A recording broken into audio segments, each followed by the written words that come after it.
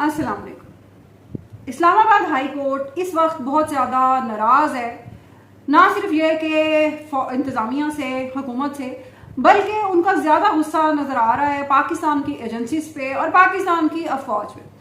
उसी सिलसिले में एक नई डेवलपमेंट ये हुई है कि जस्टिस मोहसिन अख्तर कियानी साहब, जो अलमरूफ, जिनका एक मशहूर मरूफ कॉल था कि इटालियन वाइट केस में कि हो सकता है किसी शख्स की दुनिया में कोई औलाद हो, कोई बच्चा हो और उसको ना पता हो। जाहिर है, बिल्कुल दुनिया में सब कुछ हो सकता है, ये मुमकिनात की ही दुनिया।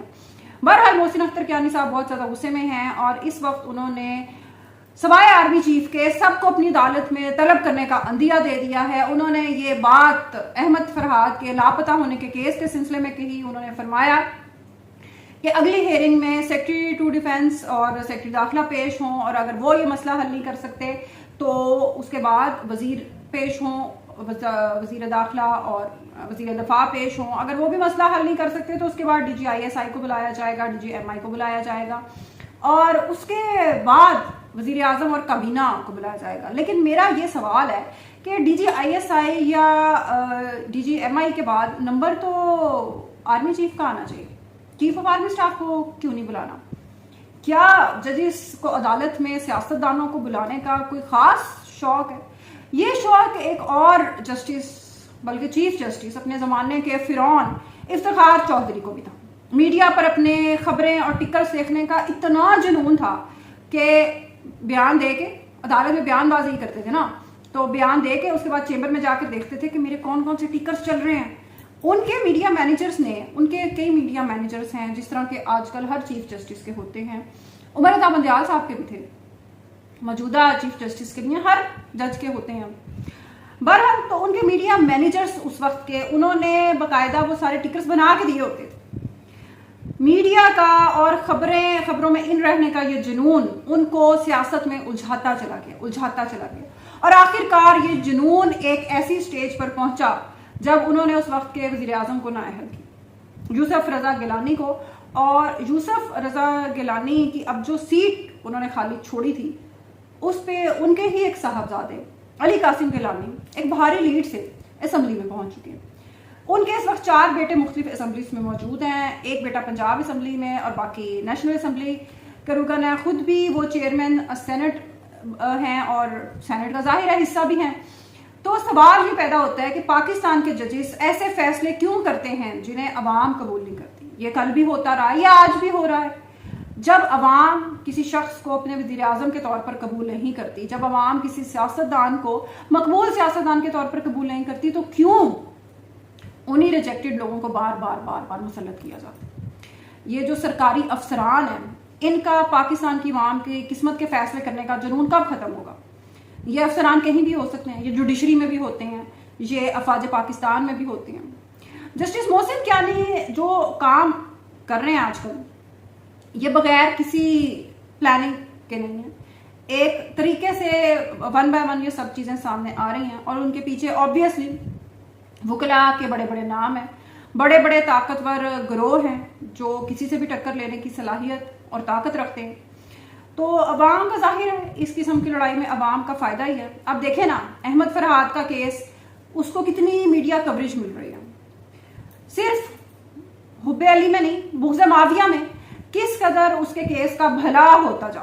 हालांकि यहाँ पे तो जर्नलिस्ट की अगर आप बात करते हैं, अगर अहमद फरहाद को रिपोर्टिंग करने पे ही उठाया गया तो एक फैसलाबाद से ही ताल्लुक़ रखने वाला एक सहाफ़ी और भी था जो आज तक लापता है, मर गया है या जिंदा है कोई पता नहीं है। मुदस्सर नारू उसका नाम था। उसके जाने के 1 साल, लापता होने के 1 साल बाद उसकी अहलिया वो भी चल बसी। दिल के मसले से 2 माँ बाप हैं बूढ़े जो उनके एक छोटे से बच्चे की कफालत करते हैं और उसको ले लेकर इस्लामाबाद हाई कोर्ट के और सुप्रीम कोर्ट के धक्के खाते रहे हैं, अब भी खा रहे होंगे। ये ईमान मिजारी साहिबा उनकी वकील थी, लेकिन उस केस को कभी उस तरह मीडिया कवरेज ना तो मिली और हालांकि उसमें भी तो सिंपैथी का बहुत ज़्यादा इम्कान मौजूद था। लेकिन ये केस चूंकि यहाँ से अब एजेंसी को टारगेट करना है, यहाँ से चूंकि अपने मफादात का टकराव है, तो जजिस को भी याद आ गया कि इस मुल्क में तो यार आइन भी होना चाहिए, इसमें तो कानून भी होना चाहिए, जमहूरियत की बालादस्ती भी होनी चाहिए, किसी को इस तरह लापता नहीं करना चाहिए। तो इनको सारे असूल तभी याद आते हैं जब इनकी अपनी किसी अपने मफाद पर ज़रूरत पड़ती। मैं कुछ ऐसे अल्फाज इस्तेमाल नहीं करना चाहती, लेकिन मसला यही है कि ये सिर्फ अपने मफादात के लिए यहाँ इस वक्त इनकी ये चीखें उठ रही हैं, वरना लोगों की तकलीफ में इन्हीं अदालतों के बाहर लोग धक्के खा रहे होते हैं, केसेस उनके मरने के बाद केसेस लग रहे होते हैं, इंसाफ मिल रहा होता है, इन जजेस को कोई दिलचस्पी नहीं होती। फायद ईसा साहब ने चीफ जस्टिस बनने के बाद कहा था कि जी मैं तो केसेस ऐसे इतने केस पड़े हैं पेंडिंग। बंदयाल साहब के ज़माने में इतने केस पेंडिंग पड़े थे, देखो जी मैंने तो ये कर दिया वो कर दिया। वही इफ्तिखार चौधरी वाला स्टाइल, खाया पिया कुछ नहीं, गिलास थोड़ा वारा ने, वही सियासी केसेस, वही खुद नोटिस, वही जी उसने दबाव डाल दिया तो उसका केस लगा दिया, उसने कर दिया तो उसका लगा दिया।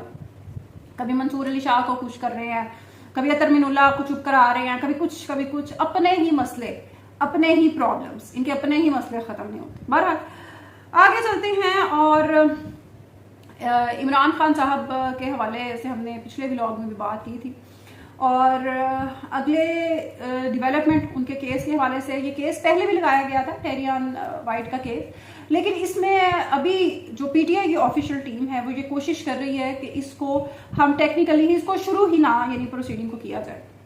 पहले भी मोहसिन कियानी साहब के पास ये केस किया था और उन्होंने इसको, क्योंकि जाहिर है जो अफेक्टेड जो मुद्दई है टेरियन वाइट, वो उसे कोई फर्क नहीं है, उसे इसमें कोई दिलचस्पी भी नहीं है।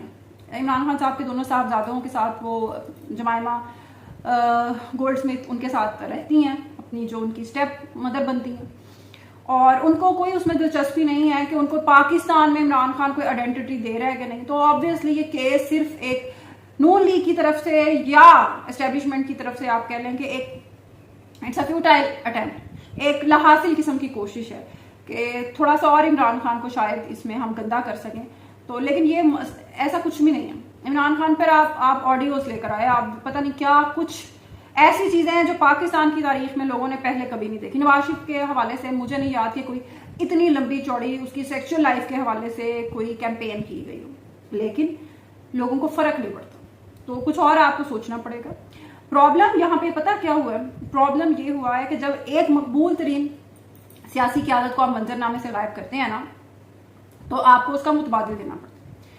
इस सीन में ये हुआ है कि जो मुतबादिल था वो भी तैयार नहीं हुआ था, और पहले ही सारा जल्दी में प्रोजेक्ट को फिनिश करना पड़ा। तो ये अब थोड़े थोड़े जो एक्टिंग में झूल है ना, वो आपको झोल नजर आ रही है, काफी नुमाया हो रही है। तो अदलिया और एस्टेब्लिशमेंट की इस लड़ाई में हम सिर्फ लड़ाई के साथ। अल्लाह हाफिज।